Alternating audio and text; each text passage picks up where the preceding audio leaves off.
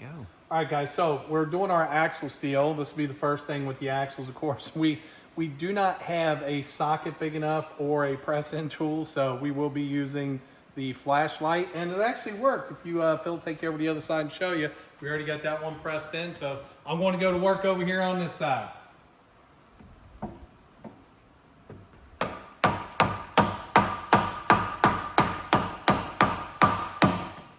And once it starts going in, it'll kind of start going in sideways. So I just work around the edges, kind of hold the flashlight. So if you look in there, you can see it is going in. Phil will come over here. So we're going to finish putting that in, then we'll get the axles in. So I think we got it in there, Phil. Looks good. Good. Oh, wait. Let's check our new tool. Oh, still works. Looking good. All right, now these axles, they're not a C-clip. They're going to be a bolt-in style. The brake kit's going to hold them in. So we're just going to slide in through the little seal there.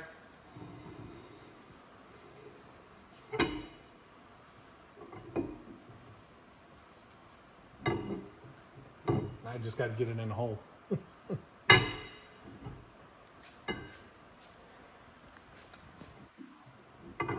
There we go. And these should just press in. And we're good. Axle's in. You can hear that limited slip spinning on the one side, but everything looks good. All right, while we're at it, since we had some studs missing, where's our old one? We had some studs that were moving around in here, 2 or 3 of them. And these have been on here for 25 years. So since we're getting ready to do brakes, we thought it would be a good idea to put new wheel bearings on. So we just we grabbed some Moogs. Even though we won't be using ABS, most of them have it. Got a 34 millimeter nut. It is a torque to yield, so it's supposed to be a one-time use. So we went ahead and picked a couple of those up. Got the new hubs. We didn't do extended studs or anything. Shouldn't need them for this, but we shall see. All right, so now we're doing the rotor hats here. Of course, the Ford bolt pattern, we got to put them on. They fit on the old one good, but sometimes you get a little variance in the axle as far as the bolts here. So they're actually either in a little too much or out a little too much. So what we end up doing is put these on a drill press just to open the holes up a little bit. Then we're going to Loctite these, red Loctite on the bolts. You got 8 of those. We're going to put those on. And we're going to get some of the aircraft wire, which of course they tell you need. You don't necessarily have to have it, but we like to put it so they can't back out. Of course, they don't send it with the bolt kit, which would be nice, but is what it is. And one other thing, I know Alex didn't like the extended studs from Legit when we did those. And I know he did a lot of grinding and stuff to get out behind the ABS and stuff. The funny thing is, these wheel bearings, these are 30 to 40 bucks at like a dozen different places. So for the time and effort you spend, you can pop this off. You got one bolt, unbolt back on. It's literally about 2 minutes to change out these wheel bearings versus grinding down all the studs and everything. So anyway, food for thought if you ever want to change out longer studs for shorter studs. So basically the inside needs machined down. One caliper needs about 1.5 of these 3 shims, top and bottom, evenly. The other one needs 3 of the shims, top and bottom, evenly. That way we can center them up. So last night, sent the calipers home with crew chief Brian Campbell, Finish Line Performance. He stopped by Rogue Race Cars. Basically what we did, we machined down, just because there's some variance in the caliper. So they give you some shims, and based off what we were seeing, looked like we needed about, 50 thou on this side, and that was almost perfect, because you could see here, you basically want this line like right in the center of the rotor, and we're right there. Now on this side here, we did the same thing. We actually took 100 thou off, and it was off a little bit more, so we went ahead and put 1 shim back in on this one. And it could probably maybe use a half a shim, but we tried 2 shims is too much, but we're not getting any binding, nothing's hanging up, so fits real good. We test fit the fronts already over here too. We have 1 shim on each side on the caliper brackets, but it looks like we don't need a shim on the back side here, so we're gonna move that in. With the fronts, you actually get a mounting, the calipers don't mount right to the spindle. They've got a mounting bracket. And so we've taken the shim out of these and we've test fit, so we think all that's going to be good. So once we get these on, then it's brake lines and hopefully be done. So the other thing we've done on the rotors, we went ahead and we have some of this aircraft wire that we use here. It's basically a stainless steel lock wire. And, you know, they normally recommend going through 2 bolts and doing it, 2 bolts and doing it. This basically keeps you from being able to fully back out. I mean, in all honesty, I'm good with this. This was way faster. Just go through every bolt, lock down one side. We check clearances.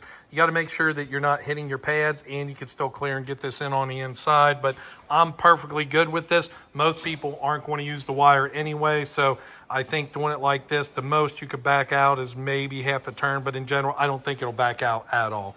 All right, after driving around for about 3.5 hours looking for fittings, of course, we had to order a brake line kit because Moser didn't send a brake line kit with the car, even though they knew the year, make, and model, which that's fine. So we ordered the brake line kit yesterday, and we get these fittings from Wilwood for the car, which, of course, aren't the right fittings, even though it's supposed to be a vehicle-specific kit, because ours flare out, bubbled flare, not inverted flare.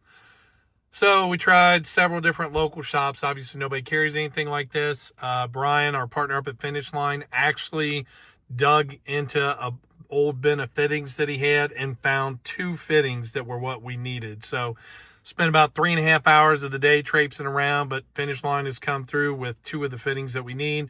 So just so you know, if you're ordering a kit specific for a new Edge, if you've got the bubble flared fittings on the end, the 10AN, the fittings that they send in the brake line kit are not going to work. You're going to have to order another set. I'll have to dig the part number out for you guys here in a little bit, but they are available. It's just a matter of getting the right ones. So you obviously got to have room for travel on the rear end. It hasn't even compressed up yet, so I'm guessing we're probably about 8 inches too short. All right, guys, so we're going to do now, we're not going to be using the emergency brake anymore in this with these drag brakes set up. So we're going to go ahead, we're just going to take a grinder here. We've already done the other side. We're just going to grind this off and we'll leave it hung up for now. Once next time we do some carpet or something, we pull out the center console, we'll pull this out the rest of the way to cut some weight. But for now, we're just going to wheel it off.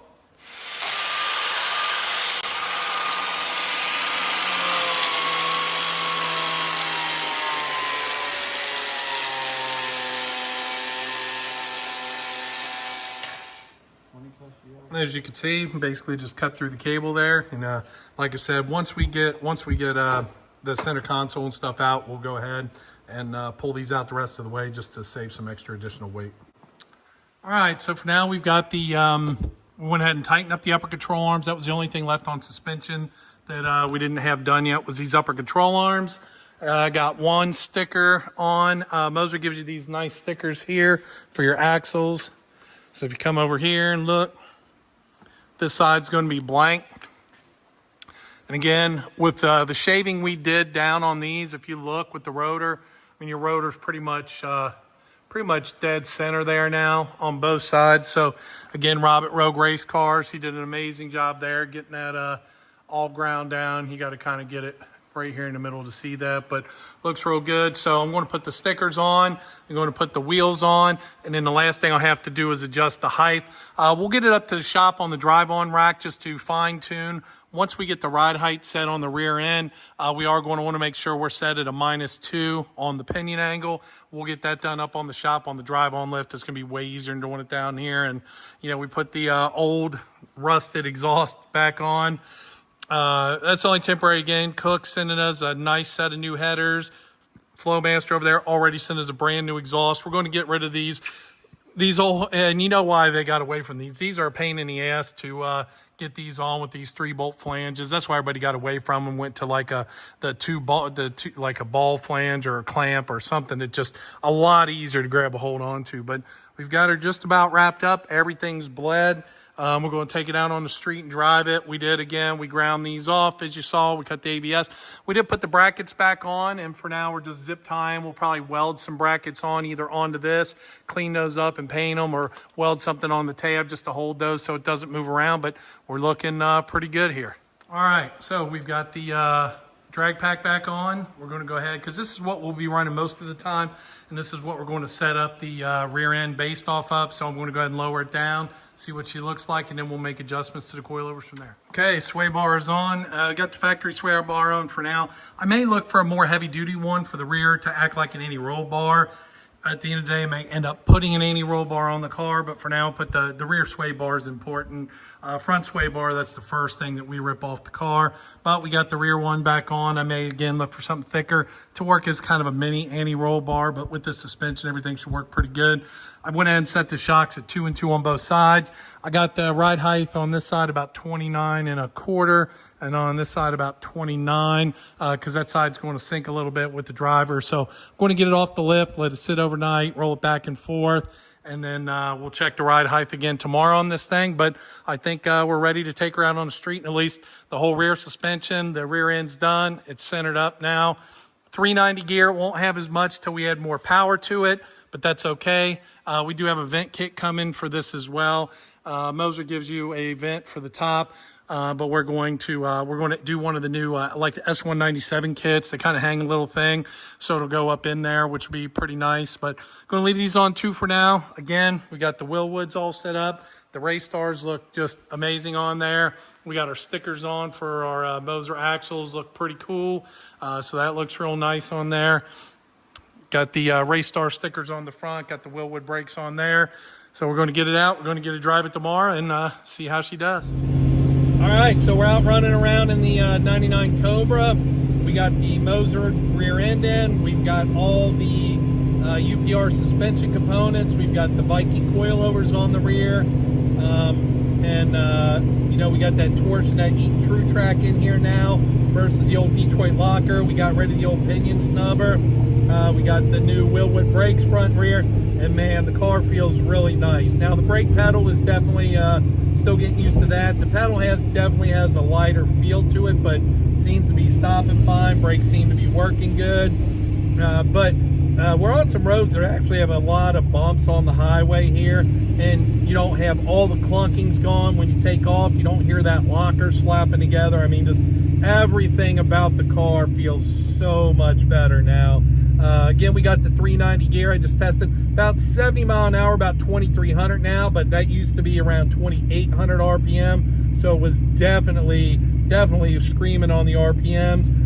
Again, with having more horsepower, we don't have it yet, but we've got that V1 TI trim coming from Vortec. Once we get that in there, we're definitely going to have 700 to 800 wheel.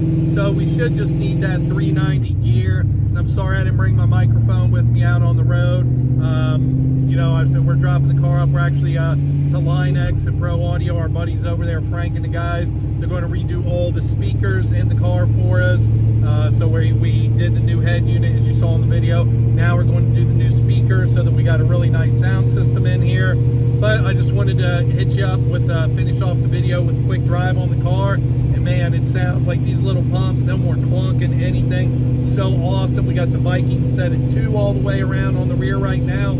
We still have to do the front suspension on the car, but man, I'm loving it. Please stay tuned as we do the front suspension, fuel system, and everything else on this car. BeefcakeRacing.com.